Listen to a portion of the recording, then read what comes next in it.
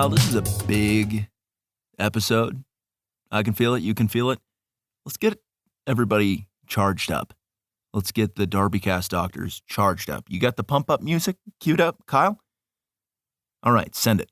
Remember, don't violate any copyrights. Just give it under 7 seconds. Okay, go.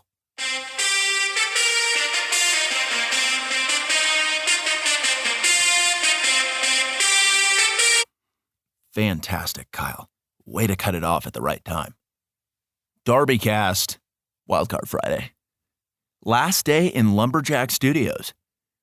And I'll tell you what, I'm going to miss it here. Because LJS, even though Lumberjack's one word, I'm still going to call it LJS, has been inspiring, accommodating, pleasant. But I'm thinking about something on this Wildcard Friday. And some of you who are listening to this with somebody else, you just turn to them and you're like, oh my God, what's it going to be? And the wait is over because I'm not going to beat around the bush. I'm going to talk about crime in this mountain town because there is none. And that boiled my noodle. That's a phrase, right, Kyle? Boiled my noodle. That scrambled my egg. That marinated my steak. That put the wind in my sails. None of those make sense. But I was curious. I was like, hey, how come there's no crime here? So I went out to investigate. Because that's what I do. I go out into the world and I say, what the heck is really going on? Because these are the big questions that people are asking right now. They're saying, defund the police. And that's not possible unless you've got a pack of vigilantes.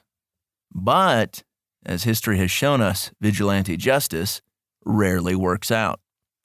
But as I scoured the town looking for answers, I had found none up until yesterday. And I figured out why this place was so low crime. What did I see as I was jogging back from a stone skipping session, which was therapeutic, quite relaxing? I see 4 senior citizens, and these are dudes in their 80s. How do I know this? Their hair is as white and as fluffy as a cloud. I don't know if fluff has anything to do with age, but the color. They were old fellas. They're in this kind of tucked away patch of what some would call a proving ground. They're all wearing masks. They're responsible. They're in that advanced age demographic, at risk, as they say. But I think that anybody with 2 ounces of sense rattling around in their brain would see this and be like, coronavirus should be afraid of these guys, not the other way around. What were these guys doing? What were they doing? They were practicing karate. And they were good. They were just so in tune with nature and violence and the synthesis of those two things. They commanded the respect of me just by existing and doing damage.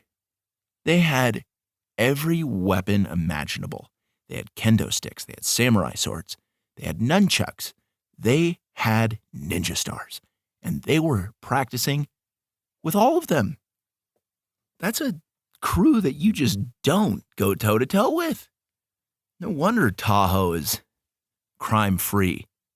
Can you imagine trying to rob a bank and then all of a sudden Duke McGillicuddy, Orson Dobbins, Chuck Palmer, and Ernest Waterman just step in? Duke McGillicuddy, obviously the leader. And he's like, hold your horses, young man. I don't think you realize the chaos that you're headed for. And you're like, what?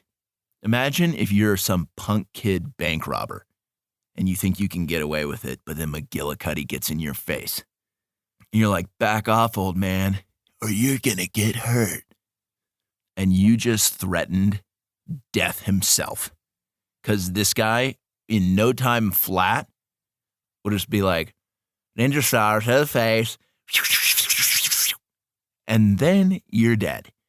And then the 4 horsemen of Laketown Karate get yet another feature article in the front page of the newspaper. McGillicuddy and Company strike again, putting criminals on notice. These guys, they're the thing of legend. They've kept Tahoe safe for decades. And they're not about to give up anytime soon. Why? Because their chi is off the charts. It doesn't wane with age. It only increases. Ernest Waterman? You're going to take on Ernest Waterman. You're going to go into a liquor store and you're going to be like, fork over the cash, shopkeep. Because that's how criminals talk. Say, fork over the cash, shopkeep. And then in steps Ernest Waterman. He just says, holy mackerel, son, I don't think you know what you're doing. And you say, back off, old man. This isn't about you. Then he just replies, well, it sounds to me like you're about to get fucked up. And you hear him swear. Maybe in this scenario, you're not the robber. You're just an innocent bystander. Put yourself in the perspective of a guy who's just trying to buy a bag of Cheetos. And in walks a couple of criminals, and little do they know that browsing the Nat Geo magazine rack is a dude who's killed way more people than you would ever like to know. Ernest Waterman. It's rare that you find all 4 of the guys together. Let's just backtrace all the names. Duke McGillicuddy, Orson Dobbins, Chuck Palmer, and Ernest Waterman. Because what else would their names be? Right? These guys have seen a lot. But those post-heroic deed interviews, there's like some youthful, hot news reporter. It's like, you did it, guys, yet again. What's your secret? And then Dobbins just shows up. He's pretty old-fashioned. He's like, listen here, sweet cheeks. There's nothing to it. We do what we have to. And it's like, right on, Orson. I'll disregard the casual name calling because you obviously meant that as a term of endearment. You're saying that this reporter had a nice figure. You just didn't quite nail the delivery by 2020 standards. I'm okay with what you just said. And that's a great quote. It'll be used for the crime-fighting highlight reel. We do what we have to. Some of you are asking right now, wow, I wonder what these guys were like in their prime. And let me stop you right there because they are in their prime right now. As they get older, their skills get better. They age like wine, not like milk. Some of you who are well studied in strength training and athletics, you're like, but the body deteriorates with age, and so does the mind. And let me give you a strong rebuttal to those comments and say, but the spirit is amplified to a dangerous degree. All these guys know is stopping nonsense. Because there was probably a time when Tahoe was a pretty rough area. Thugs riding around, bandits, ruffians, scoundrels, dirtbags, gentlemen of ill repute. And then these guys show up, fresh off of the Korean War. They come back and they're like, what do you say we retire? And soon they arrive in Tahoe thinking that they have just won the geographic lottery, living in an idyllic lake town, only to discover that the place is riddled with criminality. And rather than being a bunch of pussies, they decided to sack up and buy ninja weapons. Korean War, brutal. They swore off guns most of the time. Occasionally, they're going to do a lot of damage with some guns. Antiquated guns, but guns nonetheless. Picture this. It's a Sunday, and our 4 heroes, McGillicuddy, Dobbins, Palmer, and Waterman, they're playing cards, and their wives are enjoying painting and macrame and manufacturing bullets. They don't make gals like they used to. They really don't. These chicks are just smelting and doing work. Bunch of Rosie the Riveters. Fun fact, all these guys' wives, first name, Rosie. But imagine this, Sunday. These guys are playing cards. All of a sudden, screeching tires. Right? You know how that sounds. And then they all look at each other and like, well, I guess it's time to see what's going on. Because if there's crime, we're going to absolutely fuck those people up. They swear a little bit, and it's like good execution on the swearing as well. But they'll also go back and be like, well, there's some blockheads that need a comeuppance. I'm going to rock those socks off. You understand me? What a devastating threat. So they all just barrel out of the house, get into their 1982 Buick LeSabre. Chuck Palmer, he's the wheelman. Fasten your safety belts, fellas, because we're in for a doozy. It's the kind of crap he says before he floors it. And then they stick their heads out of the windows. Their fluffy cloud-like hair is just blowing in the wind, and they are throwing ninja stars at like a really admirable pace. Like, I don't know what seniors you've encountered, but I've never come across a pack of seniors like this. I literally was walking and I saw these guys and I just knew that these are the kind of things that they've done. Yes, they have heard screeching tires, hopped in a Buick LeSabre, and started throwing ninja stars at the car that was making a ruckus. And that's how you keep a town safe. You keep everybody honest and you say, we like things quiet around here, and you, sir, you're a bit of a nuisance. We like our naps early and often. We like our milk warm and our criminals decapitated. It's like, whoa, didn't see that one coming. But then again, these guys were in the Korean War, very ruthless. Combine an old school American combat vet with somebody who understands the discipline that life requires through the lens of karate, and you have an opponent that is unassailable, not to mention steadfast in his convictions. So these guys are just throwing ninja stars at a car that's much faster than they are, but they're throwing them with a lot of heat. For all you physics majors out there, you know, you throw something out of a car, it's going the speed of the car plus the speed you're throwing it. So those ninja stars all of a sudden are flying real nice. Pop tires. Buick LeSabre pulls up. Hazard lights are on. The guys step out. Some of you have the question right now, how do you know that they were criminals? All they did was screech their tires. And I will ask you this. Have you ever screeched your tires? And are you a criminal? Both of those things are no. Take into account, probably not unrelated. Do you understand how that works? Boom, gotcha. So those guys who got pulled over after screeching their tires, who were they? Who are they? Bunch of drunks, weaving all over the place after a stag party. A lot of you are saying, well, come on, boys will be boys. But I'm going to tell you right now, driving under the influence is a crime. And you know who knows it? That's right, Duke McGillicuddy. Pulls these guys over.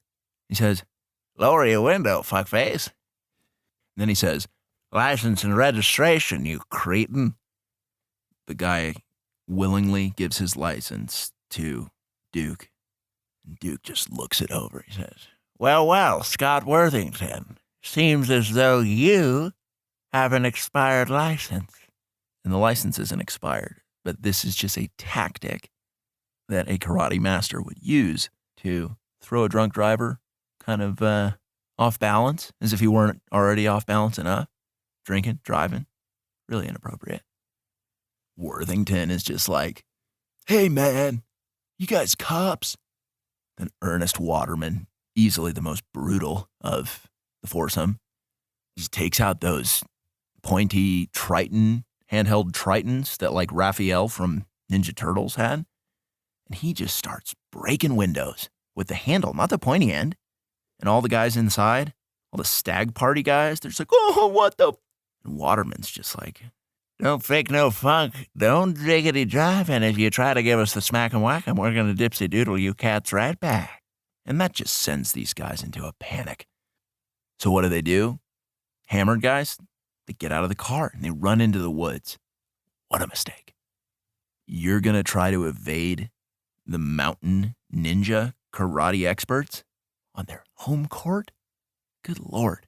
As soon as these guys run off into the woods, you know what they're going to get hit with? That's right, booby traps.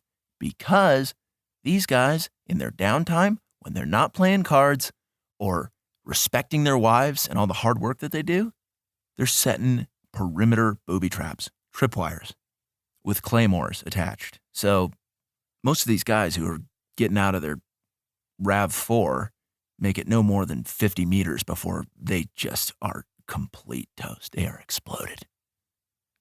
And then Chuck Palmer just chimes in, if you can't take the heat, get out of the kitchen, baby.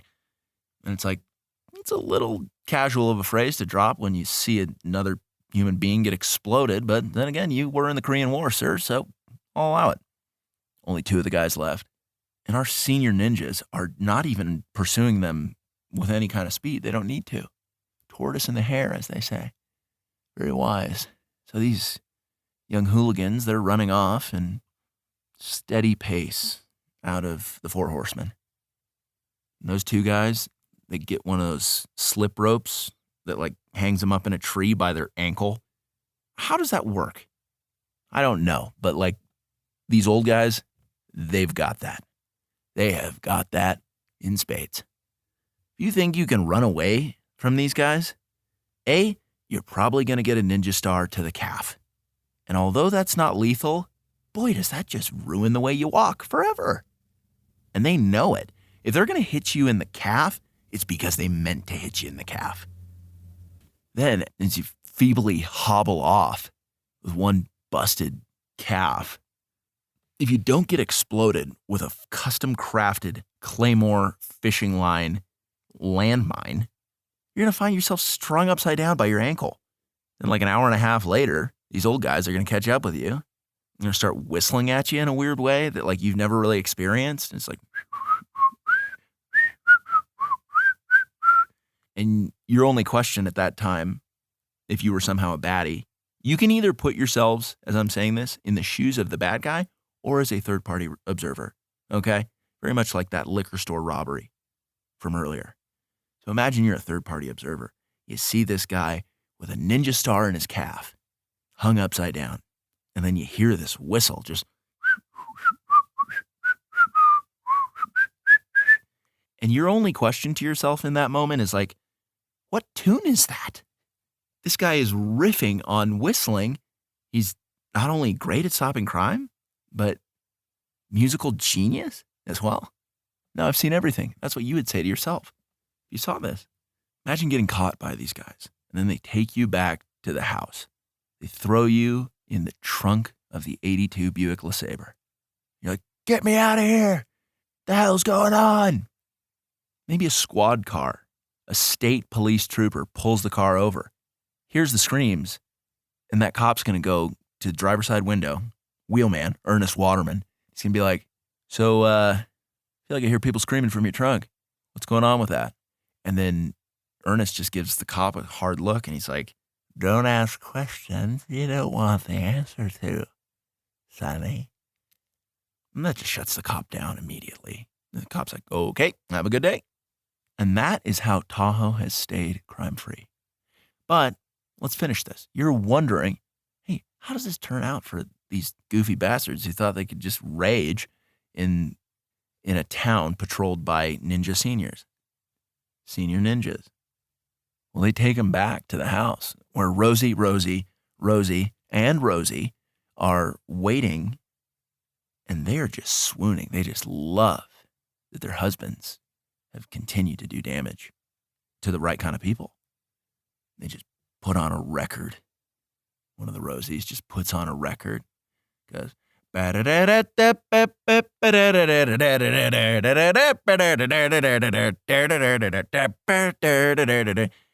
and then Duke McGillicuddy, Orson Dobbins, Chuck Palmer, and Ernest Waterman, what do?